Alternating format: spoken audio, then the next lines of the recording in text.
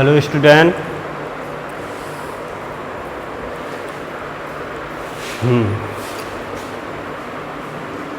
High school का काफ़ी दिनों से वीडियो नहीं डाला है, तो काफ़ी बच्चों के कॉल आए थे कि सर हाई स्कूल का वीडियो नहीं डाल रहे हो क्या। ठीक, तो कुछ प्रॉब्लम थी, इस वजह से अभी वीडियो नहीं आ रहे थे।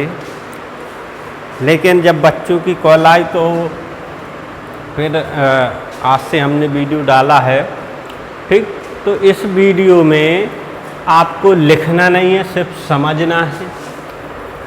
ठीक, वीडियो में सिर्फ समझेंगे और लिखने के लिए हम आपको पीडीएफ भेज देंगे, तो उससे आप क्रमवाइज लिख लेना। ठीक, लेकिन इस वीडियो में सिर्फ आपको समझना है। ठीक है, और लिखने के लिए हम आपको पीडीएफ भेज देंगे, तो उससे लिख लेना।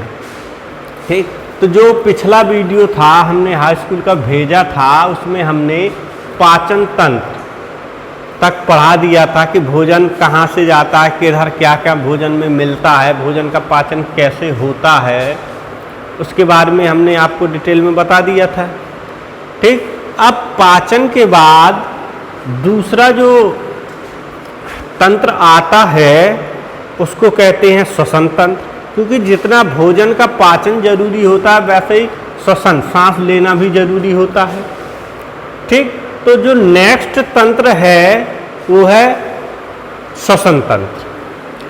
ठीक, तो श्वसन तंत्र के लिए कौन कौन से अंग जरूरी होते हैं, श्वसन क्यों जरूरी होता है और श्वसन किन किन जीवों में कैसे होता है, इसके बारे में अब हम चर्चा करेंगे। ठीक, तो सबसे पहले श्वसन, रेस्पिरेशन, इंग्लिश में उसको कहते हैं रेस्पिरेशन, कि श्वसन होता क्या है इसको देखेंगे। देखो, पोषण प्रक्रम के दौरान जब हम पोषण प्राप्त करते हैं तो इस दौरान जो खाद्य सामग्री होती है हम ग्रहण करते हैं। मतलब पोषण प्रक्रम के दौरान जो खाद्य सामग्री हम ग्रहण करते हैं उसका उपयोग हमारे शरीर की कोशिकाएं करती हैं। मतलब हमने किसी चीज़ को लिया, पोषण के द्वारा किसी चीज़ को लिया, अब वो हमारे पेट के अंदर गई, वहाँ की जो कोशिकाएं होती हैं, पेट की कोशिकाएं होती, जैसे आमाशय की कोशिकाएं होती हैं, इनके द्वारा भोजन का उपयोग किया जाता है।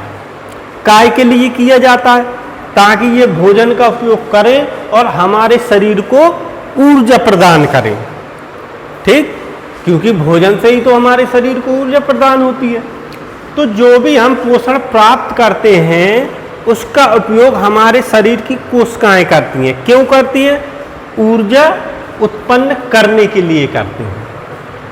ठीक, अब इसमें नेक्स्ट आता है ऊर्जा उत्पादन के लिए कोशिकाओं में भोजन का विखंडन।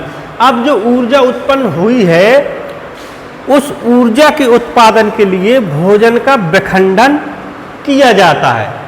ठीक, भोजन के विखंडन को ही कोशिकीय श्वसन कहते हैं। एक बार फिर से शुरू से देखते हैं। पोषण प्रक्रम के दौरान ग्रहण की गई खाद्य सामग्री का उपयोग कोशिकाओं में होता है। मतलब पोषण प्रक्रम के दौरान ग्रहण की गई खाद्य सामग्री का उपयोग हमारे शरीर की कोशिकाओं में होता है। जो भी हम खाते पीते हैं उनका उपयोग कौन करता है? हमारे शरीर की कोशिकाएं करती हैं, जिससे विभिन्न जैव प्रक्रमों के लिए ऊर्जा प्राप्त होती है। जिससे क्या होता है, हम जो जैव प्रक्रम करते हैं, चलते हैं, घूमते हैं, फिरते हैं, काम करते हैं, ये जैव प्रक्रम कहलाते हैं। ठीक, और हमारे शरीर के अंग भी कुछ काम करते हैं, उनके लिए भी ऊर्जा की आवश्यकता होती है। ठीक, तो ऊर्जा जो निकलती है वो विभिन्न जैव प्रक्रमों को करने में सहायता करती है। ठीक, अब इस ऊर्जा के उत्पादन के लिए कोशिकाओं में भोजन के विखंडन को ही कोशिकीय श्वसन कहते हैं। जो ऊर्जा निकली है उसको निकालने के लिए कोशिकाओं में भोजन का विखंडन ही कोशिकीय श्वसन कहलाता है। ठीक, तो ये आप डेफिनेशन सबसे पहले हेडिंग डालेंगे, श्वसन। श्वसन क्या होता है? ठीक, तो अभी हमने आपको बताया कि श्वसन क्या होता है। ठीक, तो ये श्वसन की डेफिनेशन आप लिख लेंगे। श्वसन की डेफिनेशन के बाद देखो, कोशिकीय श्वसन या श्वसन एक ही बात होती है, कंफ्यूज मत होना। चाहे कोशिकीय श्वसन कह दो चाहे श्वसन कह दो, क्योंकि श्वसन क्रिया में हमारे शरीर की कोशिकाएं ही तो भाग लेती हैं, इसलिए इसे श्वसन कोशिकीय श्वसन भी कह सकते हैं। ठीक, देखो कोशिकीय श्वसन का मुख्य कार्य क्या होता है कि ऊर्जा उत्पन्न करना। ठीक, अब ऊर्जा कौन करता उत्पन्न करता है? हमारे शरीर की कोशिकाएं। अब ऊर्जा क्यों आवश्यकता पड़ती है ऊर्जा की? ताकि हमारे शरीर के अंग और हम जो जैव प्रक्रम करते हैं दिन भर में, उनके लिए ऊर्जा की आवश्यकता का होती है। अब जैसे हम खेलते घूमते फिरते हैं, हमने भोजन नहीं किया है तो हमारे पास एनर्जी नहीं बचती है, मतलब हमारी ऊर्जा खत्म हो जाती है। ठीक, सुबह हमने खाना खाया, ठीक, हमको ऊर्जा प्राप्त हो गई, ऊर्जा स्टोर हो गई हमारे शरीर में, लेकिन हम पढ़ेंगे, घूमेंगे, फिरेंगे, खेलेंगे तो क्या होगा कि जितना टाइम बीतता जाएगा हमारी ऊर्जा क्या होगी? कम होती चली जाएगी। यहाँ तक कि हम कुछ काम ना भी करें तो भी हमारे शरीर से ऊर्जा का हास होता है। यदि हम पढ़ने को बैठ जाएं तो भी हमारे शरीर से ऊर्जा का हास होता है। तो धीरे धीरे ऊर्जा क्या होती है? निकलती जाती है। तो टाइम जब निकल जाता है, 3, 4, 5, 6, 7, 8 घंटे हो जाते हैं, तो हमको फिर उतनी ऊर्जा एनर्जी नहीं बचती, हमको थकावट महसूस होने लगती है। तो क्या होता है? ऊर्जा धीरे धीरे कम हो जाती है। अब ऊर्जा को पुनः बनाने के लिए हमको कोई पोषण प्राप्त करना होगा, कुछ खाना होगा, खाना खाते हैं तो फिर से ऊर्जा स्टोर हो जाती है। ठीक, अब इसके बाद जो विभिन्न पथ है, ऊर्जा जो होती है उसमें जो मेन चीज होता है ग्लूकोज। हमारे शरीर में ग्लूकोज स्टोर होता है। ठीक, तो फिर है हेडिंग डालनी है आपको, भिन्न पथों द्वारा ग्लूकोज का विखंडन। देखो ग्लूकोज का विखंडन 3 पथों में होता है। ठीक, एक तो बैक्टीरिया होते हैं, जैसे बैक्टीरिया क्या होते हैं? ना तो सजीव होते हैं ना निर्जीव होते हैं, एक कोशिकीय भी होते। उनमें किस प्रकार से ग्लूकोज का विखंडन होता है?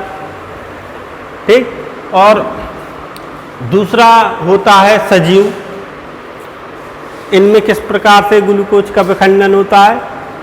ठीक, कभी आए तुम अब वहीं चलिए यार पैदल।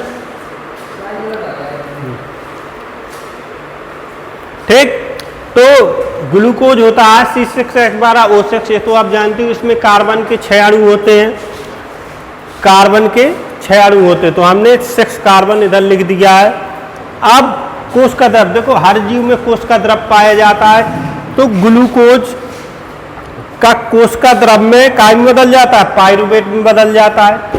ग्लूकोज हर जीव के कोश का द्रव में पाइरुवेट में बदल जाता है। अब जब पाइरुवेट में बदलता है तो यहाँ पर कार्बन के 3 अणु बढ़ते हैं, तो हमने इधर लिख दिया कार्बन के 3 अणु।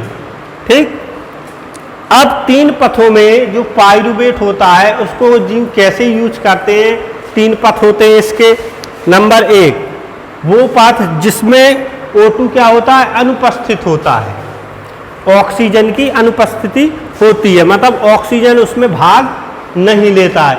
अब देखो ऑक्सीजन किन में भाग नहीं लेता है? जैसे बैक्टीरिया हो गई, ईस्ट की कोशिकाएं हो गई, मतलब जो सजीव निर्जीव की श्रेणी में आते हैं, एक कोशिकीय भी होते हैं। ठीक, तो उनमें ऑक्सीजन की अनुपस्थिति होती है और पाइरुवेट काय में बदल जाता है? एथेनॉल प्लस CO2 प्लस ऊर्जा। मतलब जो पाइरुवेट होता है वो एथेनॉल में बदल जाता है, प्लस CO2 कार्बन डाइऑक्साइड उत्पन्न करता है, प्लस ऊर्जा उत्पन्न करता है, जिससे जो ईस्ट वगैरह होते हैं बैक्टीरिया, उनको पोषण प्राप्त होता है। एग्जाम्पल में हम लिख देंगे ईस्ट।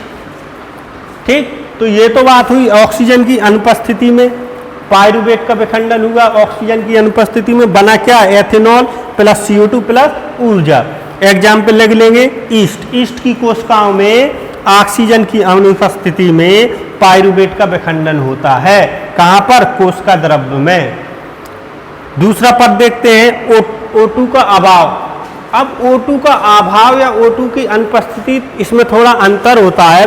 O2 का अभाव होता है कि किसी समय में वहाँ पर ऑक्सीजन उपस्थित रही है, लेकिन कुछ देर के लिए वहाँ पर ऑक्सीजन नहीं रही। जैसे कभी कभी क्या होता है कि जो जैसे मैचेस आप देखते हो और खिलाड़ी वगैरह होते हैं, दौड़ते हैं, रनिंग करते हैं, तो इनकी मांसपेशियों में एकदम से खिंचाव आ जाता है। तो जब तक वो दौड़ते फिरते रहे उनकी मांसपेशियों में ऑक्सीजन उपस्थित थी, और कभी कभी क्या होता है उनकी मांसपेशियों में ऑक्सीजन की अनुपस्थिति हो जाती है, मतलब ऑक्सीजन नहीं रहती है, तो उनकी मांसपेशियों में बहुत जोर से खिंचाव उत्पन्न होता है और दर्द शुरू हो जाता है। तो ये दर्द कब होता है? जब वहाँ पर ऑक्सीजन उपस्थित नहीं होती है। ठीक, तो ये प्रोसेस तब होती है जब O2 का अभाव हो जाता है कहीं कहीं पर, तो लैक्टिक अम्ल बन जाता है, मतलब हमारी मांसपेशियों में लैक्टिक अम्ल बन जाता है, और जब लैक्टिक अम्ल बन जाता है तो बहुत जोर से खिंचाव होता है मांसपेशियों में और दर्द करने लगते हैं। ठीक, तो कभी कभी ये क्वेश्चन पूछ देता है कि खिलाड़ियों की मांसपेशियों में अचानक से तीव्र दर्द क्यों उत्पन्न हो जाता है? क्योंकि वहाँ पर ऑक्सीजन का क्या हो जाता है? अभाव हो जाता है, जिससे उनकी मांसपेशियों में लैक्टिक अम्ल बनना स्टार्ट हो जाता है। लैक्टिक अम्ल बन जाता है, जिससे उनकी मांसपेशियों में बहुत जोर से दर्द या खिंचाव होता है। उससे प्लस ऊर्जा निकलती है। एग्जाम्पल में लिख लेंगे हमारे पेशी कोशिका में, मतलब हमारी पेशी कोशिकाओं में ये प्रोसेस होती है। तीसरी बात करते हैं,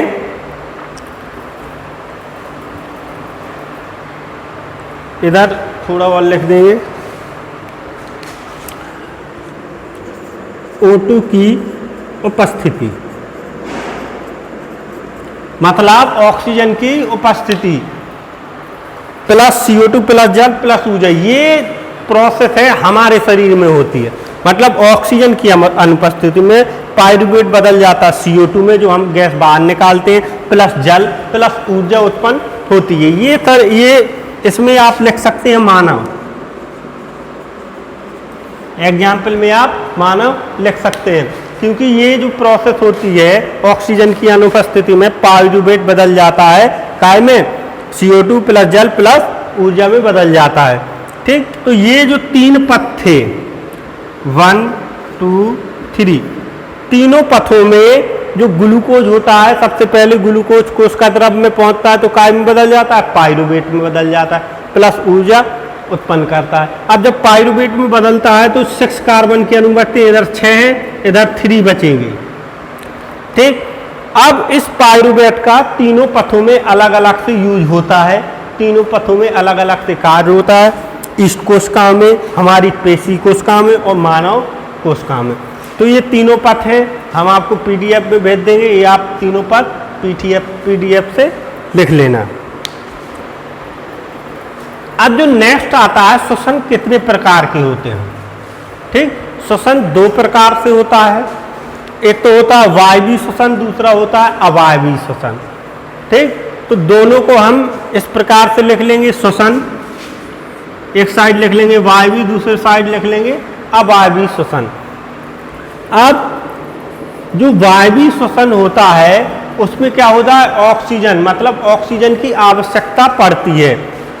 वायवीय श्वसन में ऑक्सीजन की आवश्यकता पड़ती है। दूसरी साइड अवायवीय श्वसन, अवायवीय श्वसन में ऑक्सीजन की आवश्यकता नहीं होती है।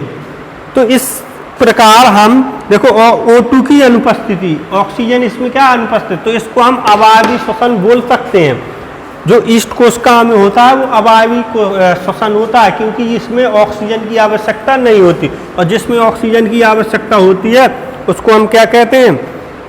मानव कोशिका में जो होता है वो क्या होता है? वायवीय श्वसन। तो जो मानव कोशिका में क्या होता है? वायवीय श्वसन।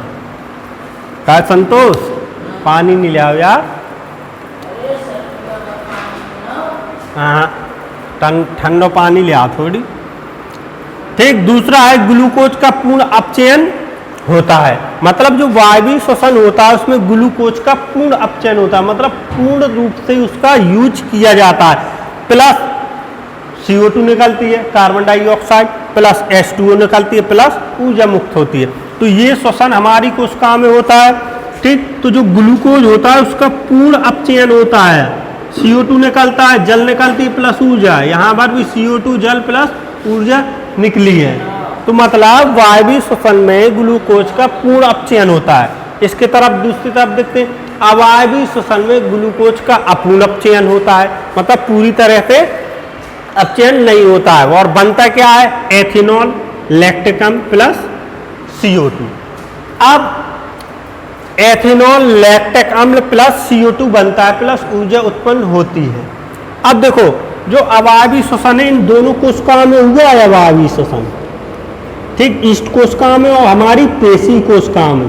तो इस कोशिका में क्या बना, एथेनॉल, पेशी कोशिका में क्या बना, लैक्टिक अम्ल, CO2 बना, इसमें ऊर्जा उत्पन्न हुई, इसमें भी ऊर्जा उत्पन्न हुई। तो मतलब लैक्टिक अम्ल, एथेनॉल और CO2 प्लस ऊर्जा उत्पन्न हुई। तो ये हमारी पेशी कोशिका में होता है। तीसरा है कोशिका द्रव्य तथा माइटोकॉन्ड्रिया में होता है, मतलब जो वायवीय श्वसन होता है वो कोशिका द्रव्य में होता है और माइटोकॉन्ड्रिया में भी होता है। और अवायवीय श्वसन देखेंगे, यह केवल कोशिका द्रव्य में होता है। तो देखो ये एक मेन अंतर होता है वायवीय श्वसन और अवायवीय श्वसन में। जो वायवीय श्वसन होता है वो कोशिका द्रव्य में होता है और माइटोकॉन्ड्रिया में होता है, लेकिन जो अवायवीय श्वसन होता है वो कोशिका द्रव्य अकेला में होता है, क्योंकि अवायवीय श्वसन किन में होता है, बैक्टीरिया वगैरह, ठीक, और एक कोश की जीव, इनमें क्या माइटोकॉन्ड्रिया नहीं होता है। तो ये कोशिका द्रव्य में ही संपन्न होता है। जैसे ईस्ट की कोशिका में माइटोकॉन्ड्रिया नहीं होती, तो ये कोशिका द्रव्य में ही होता है। लास्ट है अधिक ऊर्जा उत्पन्न होती है, मतलब जो वायवीय श्वसन होता है उसमें ऊर्जा बहुत अधिक उत्पन्न होती है, लगभग 36 ATP ऊर्जा उत्पन्न होती है। जैसे मानव, एग्जाम्पल में लिख लेंगे मानव, इसमें बहुत ही कम ऊर्जा उत्पन्न होती है, जैसे 2 ATP ऊर्जा उत्पन्न होती है। अब कम या ज़्यादा का अंतर क्या होता है कि हमारा शरीर बहुत ही कोशिकाओं से मिलकर बना होता है, इसलिए ज़्यादा ऊर्जा की आवश्यकता होती है, इसलिए 36 ATP ऊर्जा उत्पन्न होती है। और जो एक कोश की जीव होते हैं, इनका शरीर एक ही कोशिका से मिलकर बना होता है, इसलिए बहुत ही कम ऊर्जा की आवश्यकता होती है, जैसे 2 ATP। ठीक, तो ये जो आपको है, आशा करता हूँ ये समझ में आ गया। अगर किसी को कुछ प्रॉब्लम है तो हमें लिख के भेज सकते हैं, इसकी PDF हम आपको भेज देंगे, तो बाकी का जो लिखना है वो आप PDF से लिख सकते हैं। तो आज के वीडियो में सिर्फ आपको इतना ही लिखना है, इससे आगे हम कल के वीडियो में बताएंगे। ठीक।